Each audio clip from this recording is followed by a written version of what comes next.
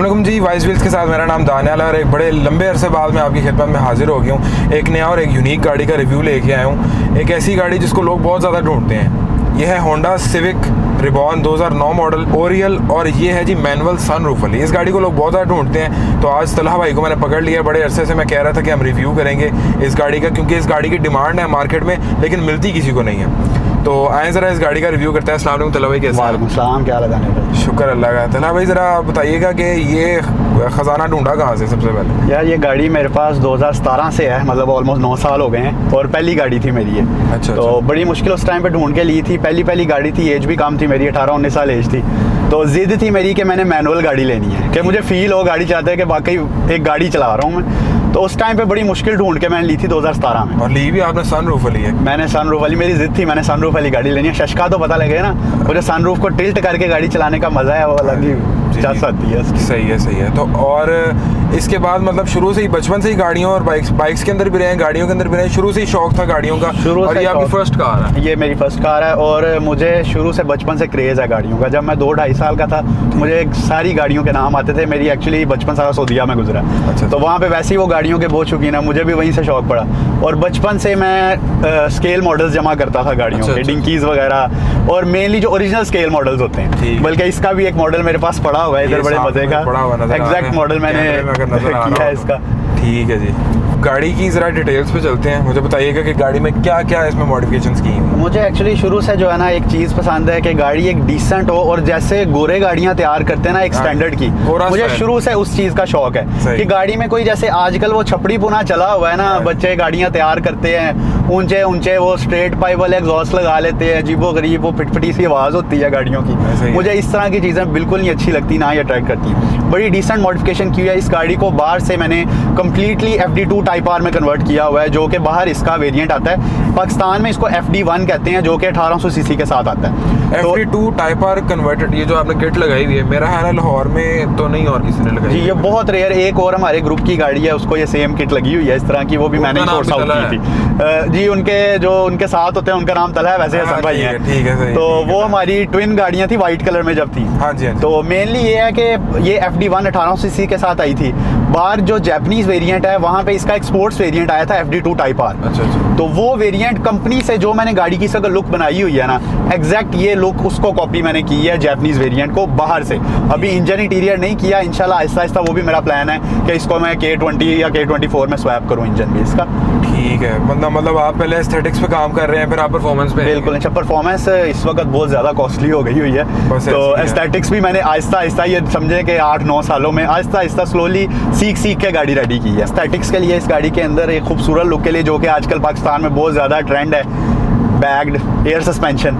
तो उसका बहुत ज़्यादा ट्रेंड है। वो भी एयर सस्पेंशन फील नहीं हो रही, काफ़ी स्टेबल है। बिल्कुल ऐसे ही है। मैं गाड़ियों में बैठा हूँ, वो काफ़ी बबलिंग कर रही है। बिल्कुल, ये एयर सस्पेंशन का बहुत मज़े का माशाल्लाह सेटअप लगा हुआ है सिंगल कंप्रेसर, लेकिन इसकी फिटिंग वगैरह बहुत मज़े की हुई है और बैग्स भी बहुत आउट क्लास क्वालिटी के हैं। तो ये मैंने यूज़ में ही लगाई थी, मेरे पास एक आई थी तो मैंने इस गाड़ी में इंस्टॉल किया, लेकिन बड़े अच्छे तरीके से इंस्टॉल किया है कि आपको बम्पी राइड फील ना हो। बिल्कुल सही है। और अगर इंटीरियर में देखें तो मेरा है इंटीरियर आपने स्टॉक क्लीन रखा हुआ है? इंटीरियर क्लीन बोन स्टॉक है, सिर्फ एक एम्बिएंट लाइट गाड़ी में लगी हुई है। ठीक है, एम्बिएंट लाइट्स लगी हुई हैं। उसके अलावा ये वाला अक्सर आजकल बॉन्स आ रही हैं, उनमें बहुत बड़ा सारा LCD लगा होता है, वो खूबसूरत नहीं लगता। मैंने ये स्पेशल 9 इंच वाला LCD इसमें, जो हैवी स्मूथ, उसके अलावा वो एक मुझे नजर आ रहा है, पता नहीं वो क्या लगा। बिल्कुल, ये इसका OBD डायग्नोस्टिक है। इसमें ये है कि गाड़ी जैसे न्यू गाड़ियों में एवरेज आती है, तो ये एवरेज शो, ये इंस्टेंटेनियस एवरेज शो कर रहा है इस वक्त कि पैडल के हिसाब से।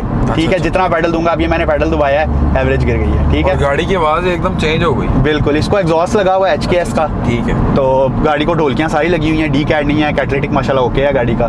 पीछे इसको HKS गाड़ी को डीकैट करने से गाड़ी की एवरेज पे मुझे लगता है बहुत फर्क आ जाता है। डीकैट डिपेंड्स ऑन के वो किस तरीके से किया हुआ है। अगर तो पाइपिंग अच्छी हुई है और डीकैट करके उसके ऊपर सेंसर भी लगा हुआ है, तो फिर एज सच अगर ट्यून गाड़ी प्रॉपर तरीके से की हुई है तो इतना ज़्यादा फ़र्क नहीं आता। बहुत सारी मिथ्स हैं, ख़ास तौर पे रिबॉन पेट्रोल एवरेज के हिसाब से बहुत ज़्यादा बदनाम है, और ये बदनाम इसलिए है क्योंकि पाकिस्तानियों को गाड़ी रखनी नहीं आती। रिबॉन जो है ना वो बहुत केयर मांगती है। ऐसे ही है, ये टोयोटा या ग्रैंडी की तरह नहीं है कि बस जहाँ मर्जी आपने इसको घुसा दिया, कहीं भी लेके जाके गाँव में वाड़ दिया, पिंडों में ले गए।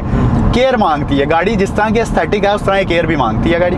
और एवरेज जहाँ तक आई तो ये माशाल्लाह मेरी गाड़ी मुझे लॉन्ग पे 17 की एवरेज इजीली देती है। कुछ इसके क्रिटिकल कंपोनेंट्स हैं जिनका आप केयर करें, और फॉर एग्जांपल इसकी कॉइल्स हैं, इसके प्लग्स हैं, इसका कैटालिटिक कन्वर्टर है, ठीक है। ये कुछ छोटी छोटी चीज़ें हैं जिनकी आप केयर करें, अच्छे प्लग्स हों, अच्छी कॉइल्स हों।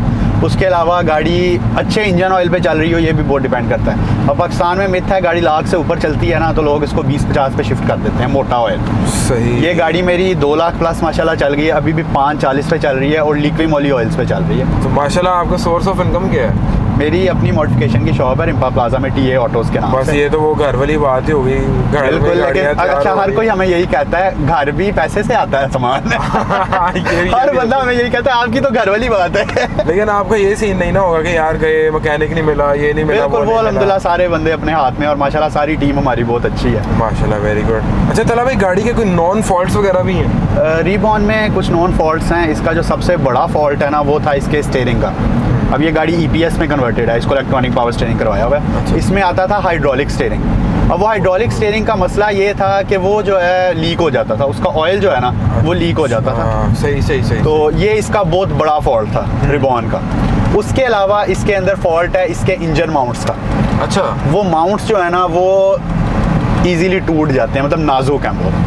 वो मतलब उन पे ज़्यादा आप रफ एंड टफ गाड़ी को चलाएं ना तो वो टूट जाते हैं, फिर गाड़ी के अंदर वाइब्रेशन ही जाती है। मैकेनिक्स की ज़ुबान में अगर मैं कहूँ, सस्पेंशन गोडों का भी मसला है इस गाड़ी का? नहीं, गोडों का ऐसा जितना नहीं आता। सस्पेंशन अगर गाड़ी प्यार से चलाते हैं तो इतना इशू नहीं आता, लेकिन जब एक दफ़ा सस्पेंशन का काम निकालती है फिर खर्चा करवाती है। अच्छा, आपने इसको जब लिया होगा तो जाहिर सी बात है गाड़ी स्टॉक होगी, अब आपने इसको मॉडिफाई, स्टॉक ड्राइव में और मॉडिफिकेशन के बाद ड्राइव में क्या डिफ़िकल्टीज आ रही हैं?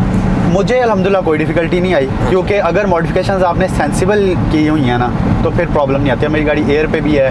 17 इंच के रिम्स पे अक्सर लोगों का क्वेश्चन होता है कि 17 इंच पे गाड़ी की एवरेज गिर जाती है। अगर आपने टायर प्रोफाइल सही चूज़ किया हुआ है और वो जो सर्कल 15 इंच के साथ बन रहा है वही सर्कल आपने 17 के साथ बनाया हुआ है तो कोई ऐसा इशू नहीं आता अल्हम्दुलिल्लाह। ड्राइव में ना ड्राइव में प्रॉब्लम है ना एवरेज में प्रॉब्लम है।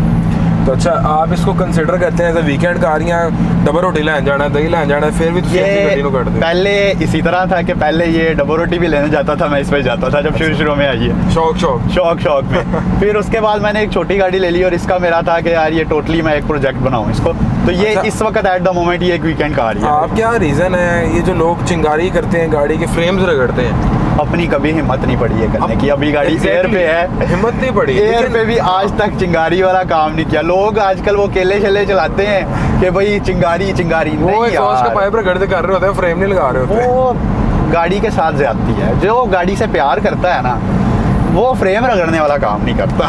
लोग क्यों करते हैं और करके क्या मिलता है मुझे? हमारे पाकिस्तान में एक वो ट्रेंड में आने के लिए ना वो जो 1 by 1 सीन चल रहा है, 1 of 1 उस चीज में पता नहीं लोगों ने क्या क्या कर लिया है। लोगों ने मछलियां छोड़ दी हैं गाड़ी की डिग्गियों में। अच्छा तला भाई, गाड़ी से माशाल्लाह आप सेटिस्फाइड है? कोई एक चीज़ इस गाड़ी में मिस करते हो या कोई कहते हो कि यार इस गाड़ी में ये होता ना तो मज़ा ही आ जाता? और अभी इस वक्त इसमें गाड़ी में जो कि मैं इंस्टॉल इंशाल्लाह कर सकता हूँ और करूँगा, इसका मैं इसमें क्रूज़ लगवाऊँगा। अच्छा। ये मल्टीमीडिया भी मैंने इसमें खुद लगवाया था क्योंकि इसमें इस वेरिएंट में नहीं आया था, 2012 में जाके होंडा ने दिया था। तो इसमें मैं क्रूज़ लगाऊंगा और बहुत से लोगों को नहीं पता मैनुअल के साथ भी क्रूज़ लगता है, जैसे आपकी रिबर्थ मैनुअल में भी क्रूज़ आता है ओरियल। अच्छा। तो इसके अंदर क्रूज़ लग सकता है और वो इंशाअल्लाह ताला मैं लगाऊंगा। बाकी माशाल्लाह जो गाड़ी का मॉडल है और जिस हिसाब से गाड़ी अल्हम्दुलिल्लाह मैं सेटिस्फाइड हूँ। और अभी भी ये गाड़ी आज की डेट में, हालांकि ये गाड़ी ऑलमोस्ट 17-18 साल पुरानी है, ये गाड़ी किसी भी एंगल से पुरानी नहीं फील करवाती। तो गाड़ी मतलब अगर देखा जाए मैकेनिकल और गाड़ी के जो कोई भी गाड़ी में फॉल्ट वगैरह तो मेरा नहीं ख्याल के पीछे कर रहा है कि आपने गाड़ी सारी ओके रखी हुई है? बिल्कुल कोई नहीं है, क्योंकि इसकी मैंने वाइस व्हील से इंस्पेक्शन करवाई थी गाड़ी। अच्छा। तो उसके थ्रू जो छोटे मोटे मुझे चीज़ें नज़र आई थी वो मैंने क्लियर करवा ली थी। तो माशाल्लाह वो इंस्पेक्शन से मुझे आइडिया हो गया था कि भाई गाड़ी में छोटी छोटी भी चीज़ें जो आम बंदे की नज़र से गुजर जाती हैं वो चीज़ें मुझे नज़र आई थी, वो भी मैंने क्लियर करवाई थी। तो बहुत मज़े की इंस्पेक्शन की थी जिसमें सारे पॉइंट्स फोकस किए थे उन्होंने। ठीक है जी तला भाई, बड़ा मज़ा है, बड़ा आपने एक मिनिमलिस्टिक सा आज रिव्यू किया है। आखिरी में मैं बस एक सवाल ये पूछूंगा कि आई एम अ कार गाय और मुझे टेल मी 5 थिंग्स जिसकी वजह से ribbon is totally recommended. First of all जो इस वक्त प्राइसेस गाड़ियों की जा रही हैं, प्राइस ब्रैकेट, इस प्राइस ब्रैकेट में आपको आल्टो मिलती है। ठीक है, पीपा जिसको कहते हैं यहाँ पे लोग। ठीक है, एवरेज के हिसाब से वो बहुत अच्छी है लेकिन सेफ्टी ज़ीरो। बिल्कुल, पिछले दिनों अल्लाह माफ करे बहुत सारे एक्सीडेंट्स हुए, आपने देखा ही होगा क्या हालात बने हैं। ठीक है, उस रेट के अंदर आपको एक ऐसी गाड़ी मिल रही है जो कि हेड टर्नर है। उसके अलावा दूसरी चीज़ ये है कि इसमें मॉडिफिकेशन की बहुत ज़्यादा कैपेबिलिटी है। आप इसको अभी तक, हालांकि गाड़ी इतनी पुरानी हो गई है, रीबर्थ की इतनी मॉडिफिकेशन नहीं आ रही जितनी अभी तक रिबॉन की मॉडिफिकेशन आ रही है। हर की बहुत थोड़ी है, हालांकि उससे पुराना मॉडल है, लेकिन क्योंकि पूरी दुनिया में जानी जाती है उस वजह से इसकी मॉडिफिकेशन मिल जाती है। तीसरी चीज़, इसकी जो पार्ट्स हैं, बॉडी पार्ट्स वगैरह नहायत कॉस्ट इफेक्टिव हैं। इसके आप पूरे दरवाजे भी लेने चले जाना आपको बहुत मुनासिब मिल जाते हैं। पार्ट्स इजीली अवेलेबल है, लाइट्स हो गई, सस्पेंशन पार्ट्स हो गए, हर चीज़। चौथी चीज़ इसका इंटीरियर। अच्छा, जो इसका इंटीरियर, ये 2 टायर डैशबोर्ड जो है जो एक कॉकपिट वाली वाइब देती है, ये जो जरा टिल्ट होके इसका बना हुआ है, ये चीज़ जो है ना, ये आउट ऑफ दिस वर्ल्ड है अभी भी। मतलब जो खूबसूरती इसके अंदर है ना, एक इसके बाद रिबर्थ और ये रीबॉर्न, इसको नाम ही इसलिए दिया गया था।